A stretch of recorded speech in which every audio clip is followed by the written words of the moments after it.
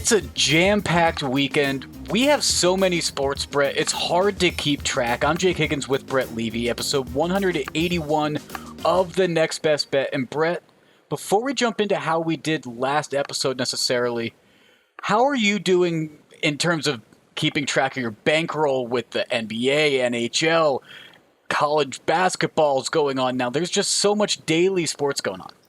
Higgins, I'm doing okay, but this guy I know texts me, he lives in Oregon, can't place college basketball bets, and loses 2 bets on my account. Could you believe the nerve of some people? Oh, wait. Hey, I'm just messing with you, Higgins. My bankroll's doing fine. I could take the hit. You got me plenty of time, so it was no big deal. I like messing with you because people are going to see the records and they're going to be like, oh, this guy's killing it. And I just had to pull the curtain back a little bit. Those were bets out of love on the Syracuse Orange against the Villanova Wildcats the other night. Looking at how we did last episode, though, I went 3-2. I'm up 4 units on the year right now. Won another pick of the pod with my Bulls -4.5 pick, Brett. So I'm inching ahead of you there. That's been a 2-unit play I've been doing for the rest of December. That's how I'm going to close out the year. But the Kraken over 6. That's the play you gotta keep remembering in the NHL right now. Yeah, well, I guess I should start banking on ties, Higgins, because I'm not finding too many wins. Well, I guess I was doing okay there for a little bit, but I gotta get my Levy Lock record up a little bit. Magic don't come through for me either. But, I think just a general rule of thumb, Higgins, I'm always gonna take a team plus, probably 14 or above. Maybe that'll be my new rule of thumb. If a team's especially plus on a 14, Monday. Yeah, just a random regular season game, I'll just take that and, I'll track it, see how it cashes. Well, you're 1 for 1 on that because you've taken the Magic at +15, +15.5 twice now. The first time it worked, second time it didn't. We'll see how it goes next. Talking about our Beginners Boulevard, we already hinted at it at the top of the show, but we're talking about the bankroll, and that's the total amount of money that a bettor is willing to lose in a certain time frame. And that could be within a month, that could be within a year, that could be within a certain sports season. But your bankroll is basically your gambling budget, and you don't want to exceed this. So there's no shame in stopping and walking away if you've exceeded your bankroll for that season. Yeah, no, nothing wrong with taking a little break. You should never bet more than you can lose, Higgins, because if everyone won, it would be called winning, but we call it gambling. So clearly there is some risk involved. And being in December, we're at the end of 2021, holiday season. If you've ran out of your bankroll for 2021, nothing to be ashamed of, and just pick it up in the new year. Absolutely, just looking at that. But Brett, moving into the NFL now, let's talk about an NFL season that, whether it's actual football or fantasy football, the playoffs are right around the corner, and you have some teams that are basically already out of contention and are losing left and right, and you have teams that are fighting and jockeying for position. Thursday Night Football is one of those games where both teams are kind of fighting and jockeying for position with the Pittsburgh Steelers and the Minnesota Vikings. Pittsburgh just got a big win last week, moved them above 500 with a win over Baltimore. And the Minnesota Vikings, they're coming off of a 2-game losing streak right now. They're sitting in second in the NFC North, but they're not entirely dead. Brett, this is going to be an interesting game, but as we know, primetime Kirk Cousins doesn't show up. And Pittsburgh has a little bit of momentum with that win over the Ravens last week, so I'm going to take the Steelers on the money line, even though they're on the road here, +140. Yeah, I also think Minnesota being beat up coming into this game, Higgins, probably going to be without both Adam Thielen and Dalvin Cook in this one. Would probably help your Pittsburgh side there and keep the Kirk Cousins primetime narrative, taking away 2 of his top weapons.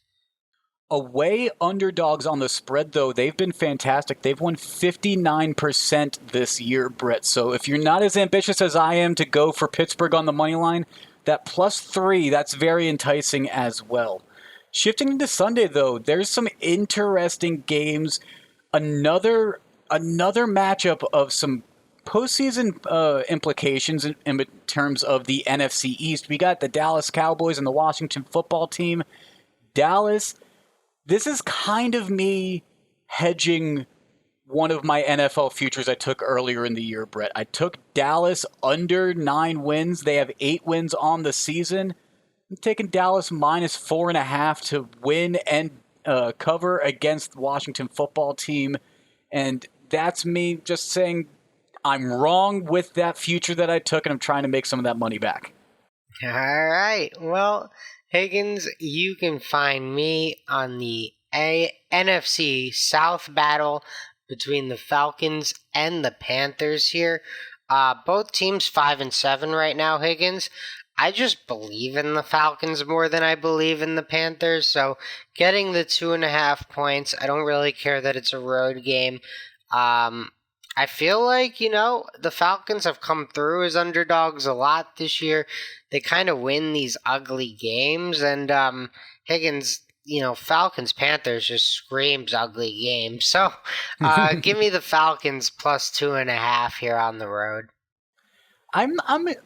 I would agree with that pick, but I think that's a stay-away game for me for two teams that, to me, are outside of the playoff talk, really, so I'm going to stay away from some of those games that are teams that aren't really looking at much for these next few weeks. Yeah, and then the other game I'm going to be on, Higgins, in the AFC North, Ravens take on the Browns. I'm pretty sure the Browns coming off a bye week for this one, so that's a good spot for Cleveland. I'm just going to say talent wins out here, and I'd rather have Lamar Jackson and John Harbaugh over, Baker Mayfield, and I think it's, what's his name, Stefanski? Is he Kevin Stefanski? Kevin Stefanski, yeah. I drew a blank there. I was a little confused, but I nailed it. How about that? So stuck the dismount. Yeah, so give me the old Cleveland Browns over the new Cleveland Browns in Cleveland, +2.5, actually. I just need them to lose by 2 or less, Higgins. Yeah, Brett, we talked about this game a few episodes ago when they played at Baltimore, because Cleveland had to travel to Baltimore, then they had their bye, and now they're hosting Baltimore. And what we kind of talked about last time was Baltimore was probably going to win that one, but maybe coming off the bye, Cleveland could put something better together.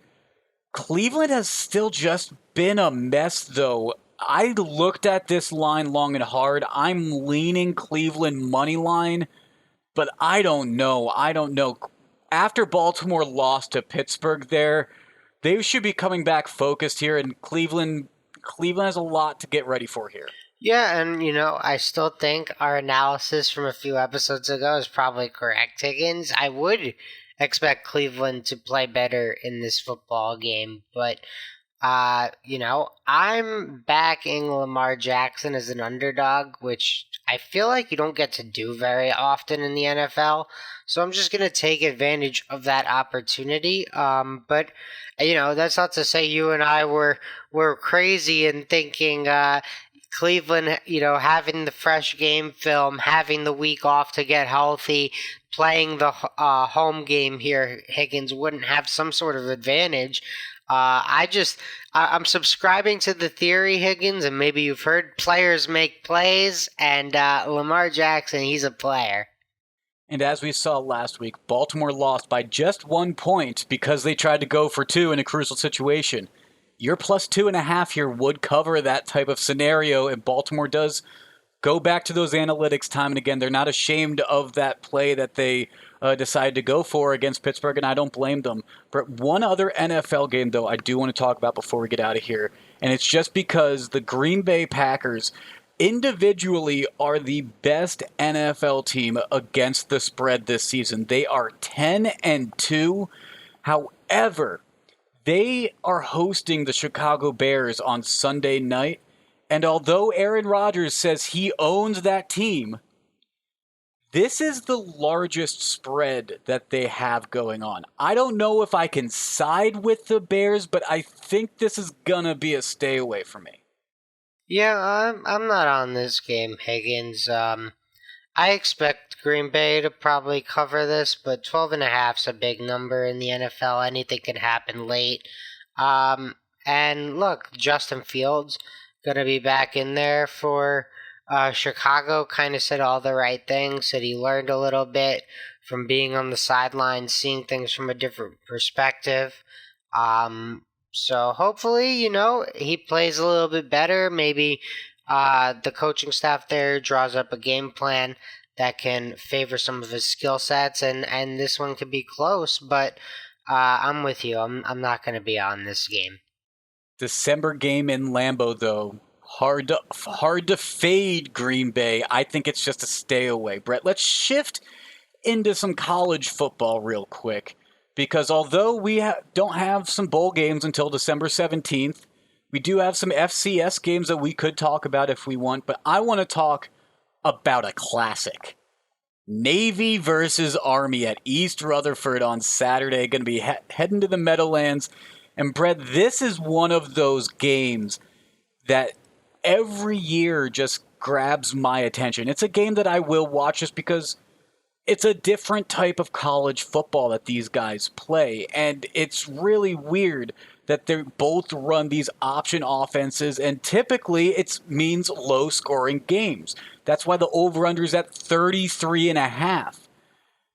I don't know if books, though, are looking at how these two teams have played this season, Brett, because Navy is averaging Army's averaging 35.5 points per game on their own. They're averaging enough points to cover this over-under on their own.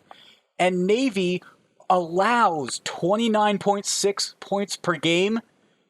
This line doesn't make sense to me. Even though everyone's been hammering the under, this was at 35 a couple days ago. It's dropped down to 33.5.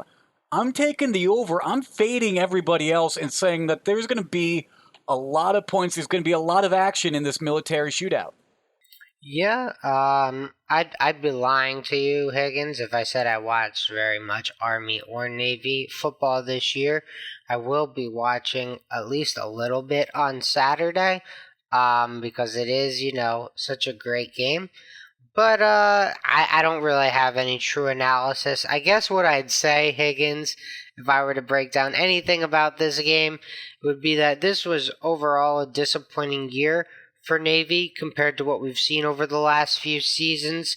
But I don't necessarily take anything that happened during the season into the consideration when this game comes into play. This is like the game for the whole year, Higgins. It's basically a whole new season for these guys. So I would probably be on the Navy plus 7.5, just knowing this game is going to be close. It's going to come down to the wire. It doesn't matter how bad Navy was all year. And Navy, although they went 3-8 on the season, they are 7-4 against the spread this year. So you're right, Army and Navy, two teams that I don't pay a ton of attention to during the regular college football season. I'll maybe see a couple of games, maybe here and there. But Army versus Navy, that's a special game that I always at least tune in to watch a little bit of. And typically it's an interesting game. And typically it's a very interesting game. Yeah, usually a lot of fun. But Higgins, I've got one game quickly before Moneyline Magic that's going to happen on Thursday night. Unfortunate for us, Higgins, a lot of the great college basketball games on Thursday night, great, I use loosely. A lot of the good college basketball games on a Thursday night involve New Jersey teams. Yes, so you might have to go over to Pennsylvania. Might need to take a short drive. I might have to take a trip. So I was unable to get a lot of lines. But Iowa at Iowa State should be a good one, Higgins. Iowa State overachieving early with their new head coach, TJ Olsberger. But look, they look good. They're playing well. They're 3.5 point dogs at home in a rivalry game. Give me Iowa State in the 3.5, Higgins. I haven't watched much of either of these two teams yet, Brett. To be honest with college basketball, I find myself watching it in clusters. I'll watch it for a few days, and then I'll find myself watching like NBA and NHL or NFL. Like I said, there's just so many sports that are going on right now. It's hard to keep track, and sometimes you just have to allocate what sports your bankroll is going to be going to. And right now, I haven't really been going to college basketball a lot. Fair enough, Higgins. Well, the Cyclones are 8-0, and they've beaten Memphis this year. They've beaten Xavier, both top 25 teams. Beaten your Oregon State Beavers, Higgins. So they're playing well. You might want to get familiar with the Cyclones. All right, a team to watch out for, sure. I'll make sure I'll make sure to note of that. Maybe even a hometown dog. That's very interesting, Brett. Yeah, we'll see what happens. Let's jump into Moneyline Magic. Talk about a hockey game that I actually, if you follow me on social media, I had tweeted this out on Tuesday night. I had Lightning -1.5 over the Montreal Canadiens. And to be honest, the Canadiens played a very strong game for about 50 minutes of this game. They were up 2-1 late in the third. Corey Perry scores a goal with just over 2 minutes to tie up the game, and then the Lightning would end up grabbing the win with scoring again with 38 seconds left, Brett. This was just an absolute turning of the tables. Montreal really controlled and dominated this game rather well. I mean, they matched the Lightning in shots for a majority of this game, but Tampa's talent was just able to outskate them in the end.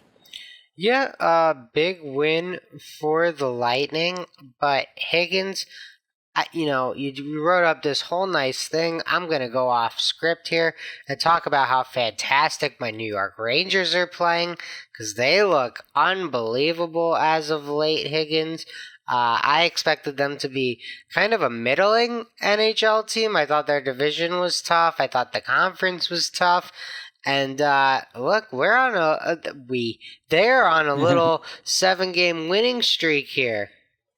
They are. Meanwhile, the Flyers, the team I'm a fan of, as you can see with the jersey in the back, absolutely a mess. Fired their coach, losing to the Devils on Wednesday night, not playing well in the slightest. And Brett, it's a perfect segue, really, to just jump into our NHL picks for Monday night, because I got two of them. I didn't really want to look into Tuesday, so I'm just looking at Monday's picks. And I'm going to start off with what I said at the top of the show.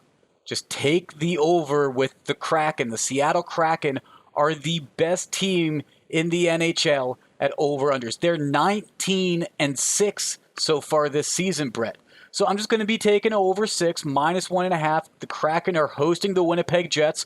Winnipeg's been playing rather strong so far this season, and I expect this is going to just be another high-scoring affair. Yeah, I think that's fair analysis. Higgins, I do want to correct myself. Rangers do lose on Wednesday night 7-3.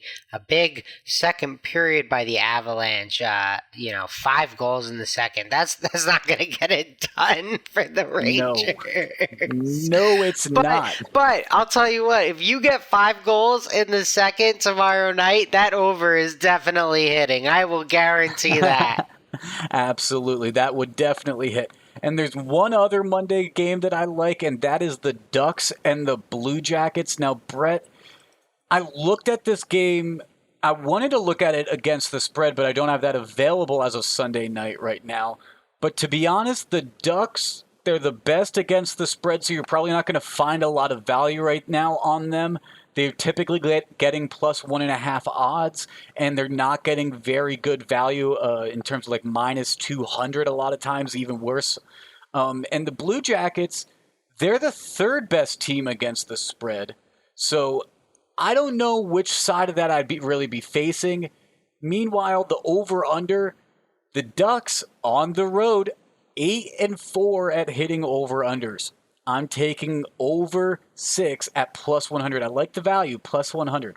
Yeah, I think that's even money. Yeah, you just take advantage of that. Especially, you've been liking these over sixes a lot recently, Higgins. So you might as well take the good value there. And minus 105 on the Kraken one isn't bad value either, Higgins.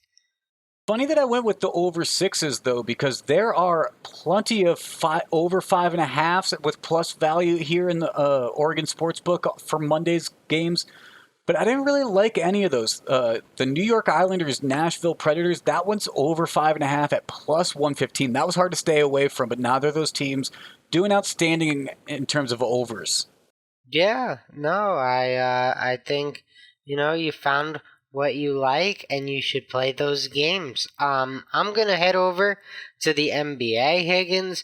The game you like. The game I like, where the Lakers are taking on the Grizzlies Thursday night. It's a pretty short slate, not a ton of options, and 13 game slate on Wednesday night, so we had very limited spreads, but I found one I liked, Higgins. Lakers -3 on the road in Memphis. Memphis beat up, coming off a back-to-back. Lakers played Tuesday night, did not have to play Wednesday, and are playing Thursday night, so advantage Lakers in this one, Higgins, and I also think it's a rare circumstance where they're the better team, and they're on the rest advantage, and it's a short number. Sometimes it's a short number because it's a little trappy, but Memphis is the team on the back-to-back in this one. And Memphis is in the middle of an absolute brawl with Dallas right now. I mean, Memphis took a big lead in the second quarter, but right now the Mavericks lead 73-72. It's been back and forth this entire third quarter. Yeah, so maybe some tired legs tomorrow night for the Grizzlies. Yeah, you might be getting some good early value on that line. We'll see where that line settles after this Memphis Grizzlies game on Wednesday night is done. That's the only game I have out here in Oregon as well, Brett. So I'm going to stay away from the NBA, at least as of right now. Maybe wait until I get some other lines for Thursday. I do want to talk about one other sport, though, before we get to our Levy Lock and Pick of the Pods, Brett. And that would be some UFC this weekend, because we have a great pay-per-view card, Brett.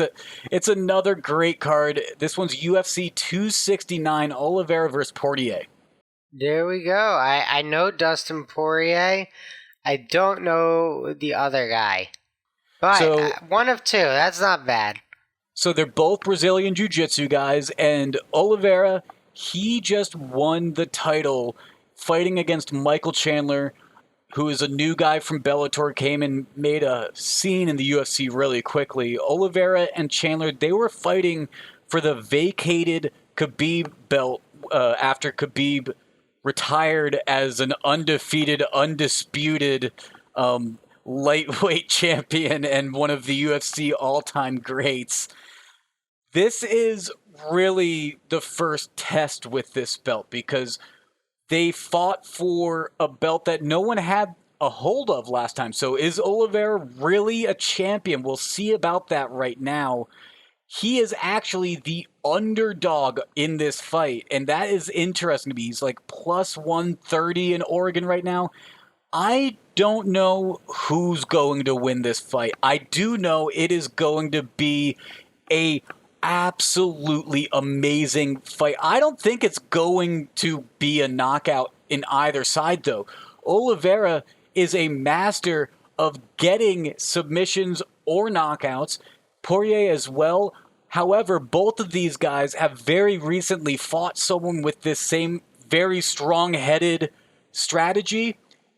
Tony Ferguson, one of those guys that they fought in particular, that went to the judges' table. I wouldn't be surprised if this goes to the judges' table. So I'm taking fight goes the distance plus 250. All right, sounds good, Higgins. And what time on the East Coast do you think this fight goes off? 1 a.m. Sunday morning, 2 a.m. Sunday morning? So this is the last fight of the night. It's one of two title fights because Amanda Nunes is once again defending her women's bantamweight belt. She has defended this belt 5 times already. She won it back in 2016. So that's the fight that's going to go on before Oliveira. So you're right. It's going to probably be a little bit later than normal. I don't know if 1 a.m. is right. Actually, yeah, maybe close to 1 a.m. Midnight 1 a.m. is probably what I would say. Yeah, shoot me a text. Let me know how it goes. I will. I'll be up. UFC, if you don't pay for this fight, you can just join the conversation on Twitter, and it is enthralling. It is absolutely fantastic. Following UFC on Twitter is really, really fun as well. Just join the conversation there. I'll be tweeting about it as I'm watching that fight for sure. There you go. Jumping into our Levy Lock pick of the pods, though, Brett. I won again, so I keep the honors, and I'm keeping with the 2 units to end out 2021 on my pick of the pod play. I'm going with Cowboys minus 4.5. Now, the Cowboys, they finally get to play on Sunday again. After 2 weeks of playing on Thursdays, they get a little bit of a extra time in terms of preparation for this game. That means Dallas is going to win the NFC East.